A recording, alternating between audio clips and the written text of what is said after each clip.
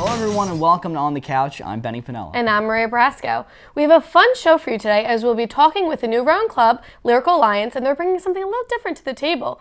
We will also be learning some self-defense, but first we have Professor Dave Klassen, who is with the Science Department here at Rowan University. He's going to be talking about Explore Sunday. Hello, Professor. Good evening. How are you doing today? Very well, yeah, thank you. So you're pretty excited about this Explore Sunday, right? Oh yeah, because we get to bring all sorts of, it's a big family event, so kids, and it's always doing science with kids is fun. So what can people expect if they've never heard of Explore Sunday before? So it's an event that Rowan is sponsoring. It's part of the Greater Philadelphia Science Festival. It's this 9-day event that gets kicked off on the 24th with Astronomy Night. In fact, we'll be doing that here. Our observatory will be open on the 24th as well in the evening. But Explore Sunday, on the 26th, is going to be a whole bunch of science events for families and kids. There's going to be, I'm going to have to look at my notes because I have a whole lot here. The planetarium will be showing a show, we'll have a show on Solar Max about solar observing and what we've learned about the sun over the past so many years, decades. There's science explorations for young children over in James Hall. They're going to have like 10 tables with 10 different experiments for the kids to play with. Mm-hmm. There's going to be down at the Virtual Reality Center down at the Tech Park. They're going to have some 3D models. You can stand in the middle of things and manipulate a 3D environment. There's going to be a design and play your own games outside behind Westby Hall, as well as an art and technology labs. Part of the STEM to STEAM ideas that the arts and design help bring science to the public. You can think like Leonardo da Vinci or the Cosmos series, where it really takes some artistic design. And then we're going to have the event that I'm participating in is a solar observing. We're going to actually have some astronomers there, like myself, telling you to look at the sun. I know you've probably heard us say not to do that, but this time we're going to do it. We're all professionals, so you can take our word for it. We'll have some specially designed telescopes that filter out the light. We'll have another one that's really good for seeing solar flares. The other thing about the stuff for the little kids, that's happening in James Hall. They're also going to have an open house for their preschool that they have there. It's their early childhood demonstration center. The education department trains their students to do this kind of stuff, and so they've got this really good preschool there. So it's just all sorts of fun events. Bring the kids and just have fun with science, because that's what it's all about. I mean, science is just fun stuff. Now, who thought to bring this, or how did the event kind of get started? Well, the Science Festival itself has been around since about 2011, I think is when the first one was. And it's just grown from there. We got involved, I think, a couple of years ago, where we sort of, this Astronomy Night kickoff has been around for a while, and since we have a telescope, we volunteered to be one of the, all telescopes in the region open to the public. And that's happening again this year. Is pretty much every telescope in the region at every campus open to the public. Mm-hmm. And so that's how we originally got our foot in the door on this, and then for the past couple of years we've just increased our participation in it by doing more things. We'll actually be part of the big event at the end of the festival. There's going to be a science carnival on the Parkway in Philly. And the College of Science and Math has a tent that they will have with all sorts of fun experiments. I think some of our reptile folks from biology will be over there too with, come see the reptiles. Reptiles. Yes. How are you around reptiles? That's a nice way of saying snake without scaring people. No, we were talking about this before that, I'm not a big science person, but you were saying this is fun for everybody. Science is fun for everyone always. Yeah. Okay, I know that you think about going into the classroom, especially since I teach physics, people think, oh, physics. But science really is what's telling us about the world around us. It's how we interact with the universe.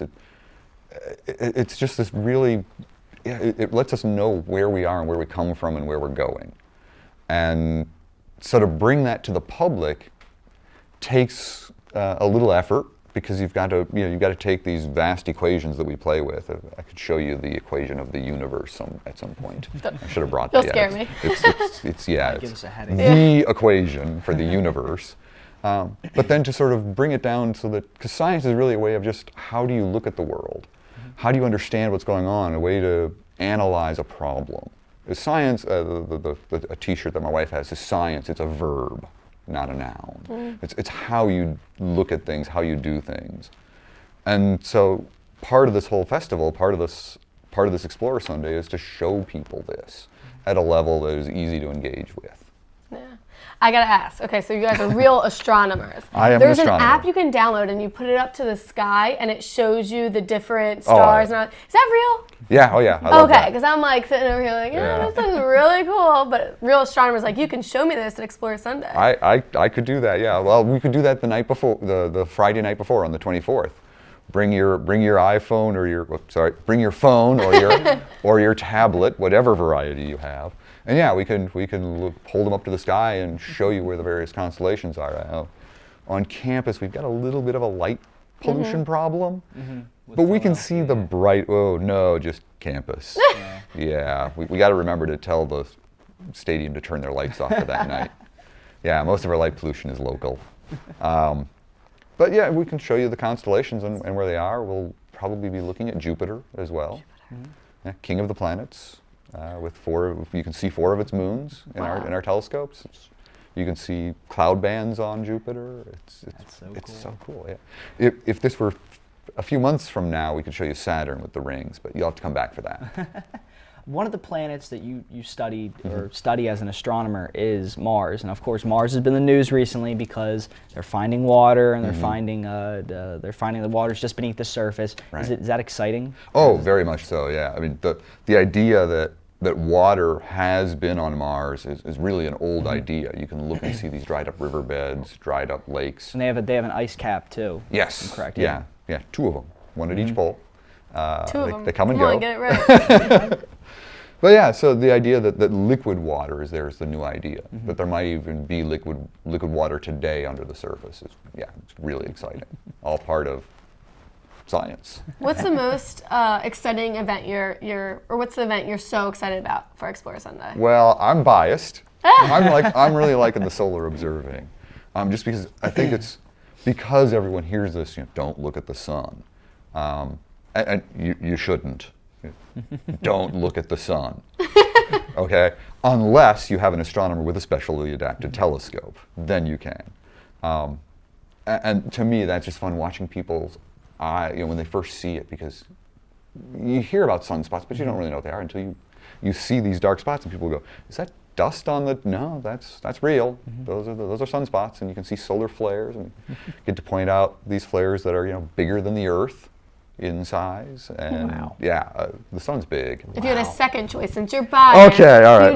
Second choice for your favorite event, what would it be? I'm really intrigued with the virtual reality center. I'm hoping I can find some time to swing down there when I'm not manning a scope. We'll see. I'm going to have the entire astronomy club out there helping me out with some of the telescopes. The whole thing's being led by one of our adjunct faculty, who's sort of designed all of this, put it together, and I'm helping him out with that, and then we're going to have the astronomy club helping out, and so I hope that maybe I can shoot down to the tech Question: park if you're to in see your that. class, do you get extra credit if you help out at this event? Oh, that's an idea. I'm helping you guys out here. have to think Little about extra that. credit. Little extra credit. I'll have to think about that one. I'm actually a little biased myself. I live with roommates that are in the process of creating video games, so I'm actually really looking forward to seeing the whole video game thing. Final question, if people want to learn more about the event, where can they go online? Okay, so the official website, and I can hold up my little Explorer Sunday thing, is philasciencefestival.org. And they've got a link there for calendar. You click on a day during the entire period, and you can see exactly what's going on all across the region. Like, for example, the astronomy night on the 24th, there's like 30 places where you can find a telescope. And I think it's important for everyone to know that it is free. It's a free event. Thank you, yes. And April 26th. Go ahead. from 1 to 3. So everything starts at 1, and we finish up by about 3. Yeah. So And it's being held at the Glassboro campus and Tech Park as well. Tech Park, right. Yes. Yep. Well, Dr. Klassen, thank you so much for being on Certainly. the show today. Everyone, be sure to go to Explore And Sunday. hashtag Get Nerdy PHL. Get nerdy, guys. We'll be right back after this break.